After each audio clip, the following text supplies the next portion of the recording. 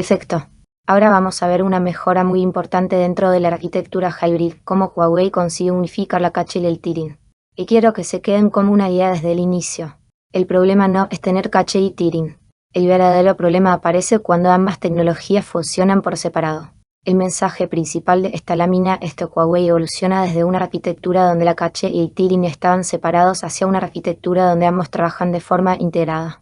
La idea clave es que existe una única capa de rendimiento que utiliza todos los recursos disponibles de forma coordinada.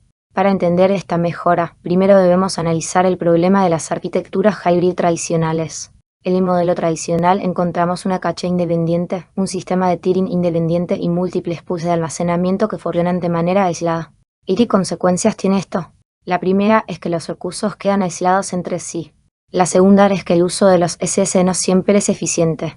Y la tercera es que se producen migraciones constantes de datos entre diferentes niveles de almacenamiento. Imaginemos un ejemplo sencillo. Supongamos que un pool tiene capacidad de SS disponible, pero otro pool es el que realmente necesita esos recursos. En una arquitectura tradicional, esos recursos no pueden compartirse fácilmente, por lo que parte de la capacidad SS queda desaprovechada. La idea clave es que existen recursos desperdiciados debido a la separación de los componentes. La propia lámina identifica tres problemas principales. En primer lugar, los SS no se comparten entre pools. En segundo lugar, la caché y el tiering funcionan de forma independiente. En tercer lugar, las migraciones frecuentes de datos pueden afectar negativamente el rendimiento. Todo esto genera una sobrecarga innecesaria para el sistema. La idea clave es que existe una ineficiencia estructural cuando cada componente trabaja por separado. Para solucionar este problema, Huawei propone una nueva arquitectura. En lugar de mantener caché y tiering como elementos independientes, crea una capa de rendimiento unificada. Dentro de esta capa conviven tanto SS de caché como SS de tiering. ¿Qué significa esto? Que desaparece la separación rígida entre ambas tecnologías y todos los recursos SS pueden ser gestionados de forma conjunta. La idea clave es que existe un único pool de rendimiento. Aquí aparece uno de los conceptos más importantes de la lámina, Elastic Tier Cache. La lámina lo describe como una convergencia entre tiering y caché. Esto significa que los SS pueden desempeñar distintos roles según las necesidades del sistema. En algunos momentos actuarán como caché temporal para acelerar accesos inmediatos. En otros momentos funcionarán como almacenamiento persistente dentro de la estrategia de tiering. Y lo más importante es que esta decisión se toma automáticamente. La idea clave es que los SS se convierten en recursos multipropósito. Observemos ahora el flujo de los datos. La lámina muestra que los datos ingresan primero a esta capa de rendimiento y posteriormente migran hacia discos HDD cuando dejan de ser utilizados con frecuencia. En otras palabras, los datos calientes permanecen en SS y los datos fríos terminan almacenados en HDD. La diferencia es que este proceso ocurre de forma natural y eficiente, sin movimientos innecesarios. La idea clave es que exista un flujo optimizado de los datos.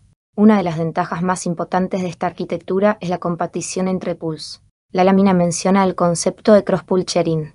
Esto significa que todos los recursos SS pueden ser utilizados de manera global por todo el sistema.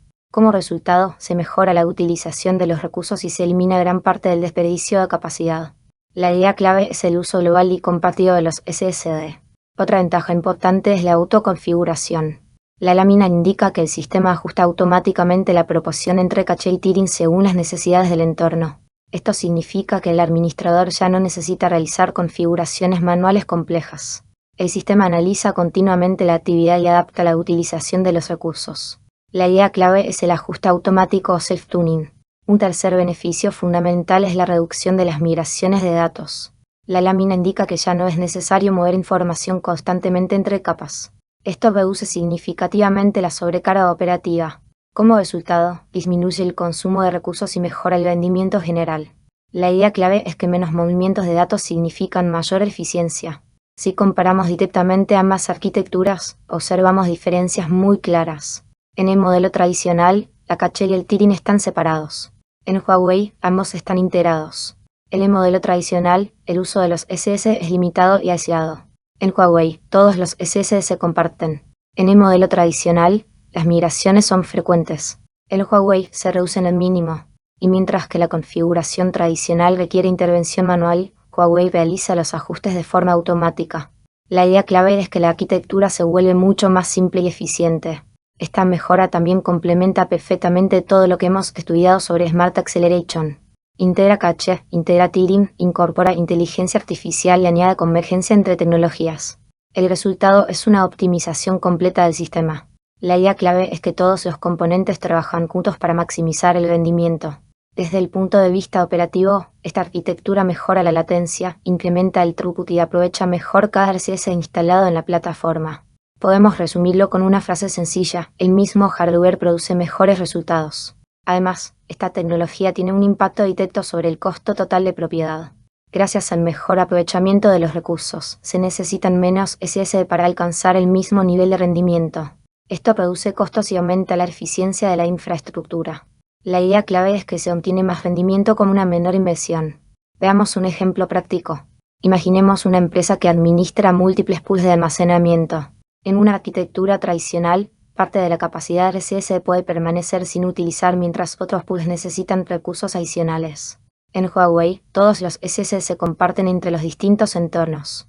La carga se distribuye de manera más equilibrada y se consigue una utilización mucho más eficiente. El resultado es una eficiencia global mucho mayor. De cara al examen, es importante recordar algunos conceptos. Si aparece el término Elastic Tier Cache, debemos asociarlo con convergencia entre caché y tiering. Si aparece Zero SSD, debemos relacionarlo con optimización de recursos. Si aparece el Migration, debemos asociarlo con mayor eficiencia. Un error frecuente es pensar que la caché y el tiering siempre deben funcionar por separado. Otro error es ignorar la capacidad de compartir recursos SS entre diferentes pools o no comprender el impacto de las migraciones de datos. Lo correcto es recordar que Huawei utiliza un sistema unificado.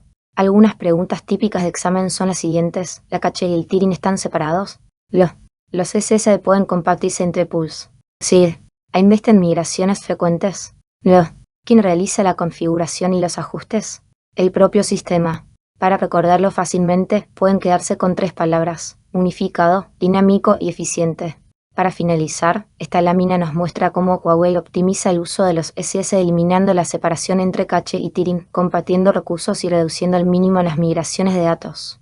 Gracias a esta arquitectura se consigue un mejor rendimiento y un menor costo operativo. Y recuerden esta idea para el examen: cuando vean el concepto de Elastic Tier Cache, estarán hablando de una evolución avanzada de Smart Acceleration.